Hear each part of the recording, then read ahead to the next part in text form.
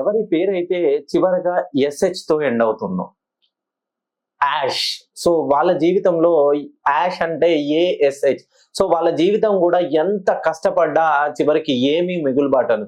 Suresh, Mahesh, Satish, so last కి చివరగా Rajesh, Rakesh, Ramesh, Nitesh, so ఈ ఎస్హెచ్ వీళ్ళ కష్టపడ్డదంతా బూడిదలో పోసిన పన్నీర్ అవుతుంది. వీళ్ళకి మంచి మేధా సంపత్తి కలిగిన వాళ్ళు ఉంటారు. ప్రతి ఒక్కటి ప్రణాళికాబద్ధంగా జీవితంలో ముందడుగు వేసే వాళ్ళు ఉంటారు.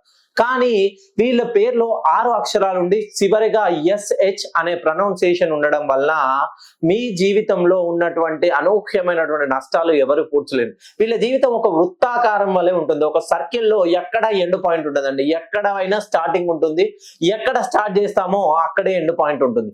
వీళ్ళ జీవితంలో సంపాదన కూడా ప్రతిదీ కష్టపడతారు. ప్రణాళికంగా, వ్యూహాత్మకంగా మేము విదేశాలకు వెళ్ళాలి, మంచి ఉద్యోగంలో స్థిరపడాలి, మంచిగా లగ్జరీ లైఫ్ ను లీడ్ చేయాలనుకుంటారు. కానీ వీళ్ళు ఎంతైతే కలలు కంటారో ఆ కలలన్నీ నిర్వీర్యం అయిపోయి ఎక్కడ స్టార్ట్ అయ్యారో మళ్ళీ అక్కడే వచ్చి ఎండ్ అవుతారు.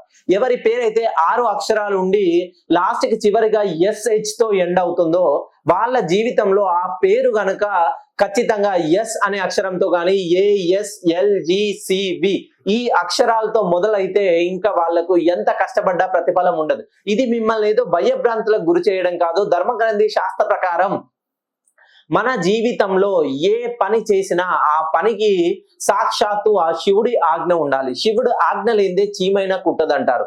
మీ జీవితంలో కూడా మీరు ఏదో ఒక కార్యసిద్ధికి ఖచ్చితంగా కారకులై ఉంటారు.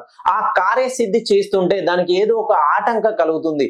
మనము ఏదైనా ప్రయత్నం చేస్తుంటే ప్రతిసారి విఫలమవుతుంటామనంటే ఫెయిల్యూర్ నుండి అది ఏదో ఒకటి నేర్చుకుంటేనే మనం సక్సెస్ కి బాటలు వేసిన వాళ్ళు అవుతాం. ఒక్కసారి మీ పేరు చివరిగా ఎస్హెచ్ తో ఎండ్ అయితే మీ పేరులో న్యూమరాలజీ ప్రకారం ఆ పేరు ఎన్ని డిగ్రీల్లో ఉంది, ఎంత ఫ్రీక్వెన్సీలో ఉంది, దాన్ని కరెక్ట్ చేసుకుంటేనే మీ జీవితంలో సాధించాలనే లక్ష్యానికి మార్గం అనేది సులభతరం అవుతుంది.